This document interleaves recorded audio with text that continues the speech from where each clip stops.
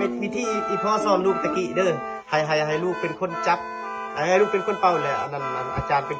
คนลิ้นให้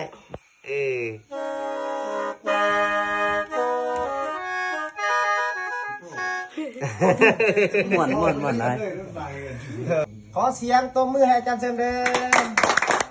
อันนี้เป็นน้องน้อยที่กำลังจะมาเรียนเป่าแคนอาจารย์เสริมตอนนี้อาจารย์เสริมนี่แม่นเปิดตัวไว้ก่อนเด้อเพื่อให้ลูกค้าหรือว่า FC ผู้ใดที่อยากเรียนรู้ทางด้านที่การเป่าแคนแม่นสามารถทักเข้ามาเด้อ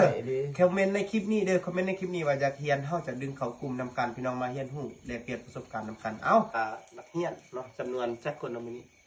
1 2 3 4 5อันนี้แม่น5คนน้องน้อยนักเรียนเป็นครั้งแรกครั้งทำอิฐเลยเด้อพี่น้องเนาะเอาสนั่นเลยพี่น้องเฮาเนาะก่อนที่เสริมจะเปิดสอนเป่าแคนวิธีการเป่าแคนเนาะเสริมสแกนเองต้องขออนุญาตให้พี่น้องFC ก็จะเป็นทางฝรั่งหรือต่างประเทศเนาะเสริมสแกนขออนุญาตแจ้งตัวซะก่อนเนาะหลายคนนั่นครับบางทีอาจจะรู้จักหรือยังเนาะเสริมสังแคนเป็นคนทางเมืองสันไซแขวงอัตตปือปัจจุบันนี้อยู่ที่บ้านรัศมเมืองสันไซแขวงอัตตปืออาชีพประชาชนและอายุตอนนี้ก็30 ปีแล้ว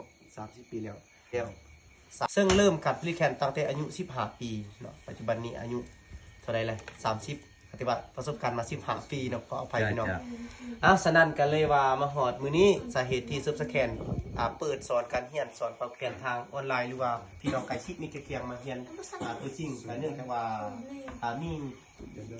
FC แล้วก็เท่าแก่ใหญ่ของพวกเราที่คอมเมนต์มาอยากให้ซับสแคนเสริมขยายเสียงแขนให้ลูกหลานน้อยเรียนรู้ไปนำกันเนาะเพื่อบ่ให้สูญเสียไปเนาะฉะนั้นข้าพเจ้าจึงตั้งอกตั้งใจลงทุนซื้ออุปกรณ์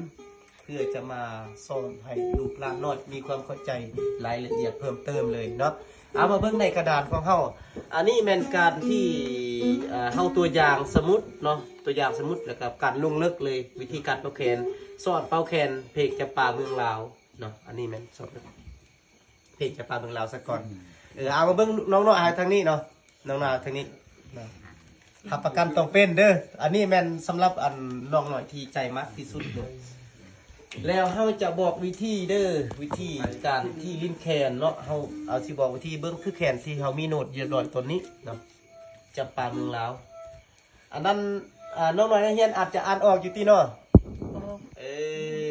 อ่านออกเลยแม่นนี่ตัวนี้เสียงดูเสียงสอนเสียงลาเสียงซีเสียงเรเสียงมีเสียงลาอันนี้คือการเบื้องสันมือ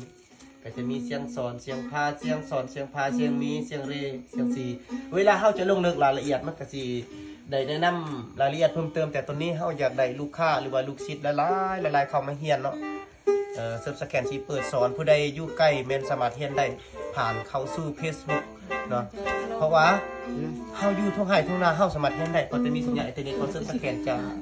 จัดเป็นกลุ่มเนาะต่างเป็นกลุ่มเรียนรู้วิธีการเป่าแคนเนาะตัวนี้อันนี้มันตามของเราเนาะอันนี้มันการตัวอย่างเนาะสมมุติไว้ต้องเป็นไว้แน่นอนฝาก FC ทุกคนเนาะผู้ใดอยากเรียนกระทักมาทางส่วนตัวหรือว่าทักเบอร์แอป02093016830อะไรแม่นเบอร์แอปซึ่งสแกนนั่นเองมาเบิ่งกันอยากเรียนรู้เนาะตอนนี้เปิดใหม่ๆเลยนี่เฮามาลองเบิ่งวิธีนี้วิธีนี้แม่นวิธีอีพ่อสอนลูกตะกี้เด้อให้ลูกเป็นคนจับให้ลูกเป็นคนเป่าแหละอันนั้นอาจารย์เป็นคนลิ้นให้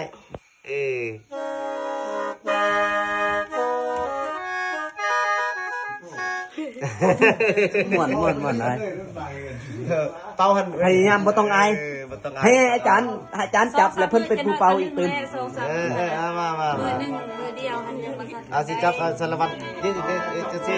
บ่ต้องอายเดี๋ยวโอเคเอา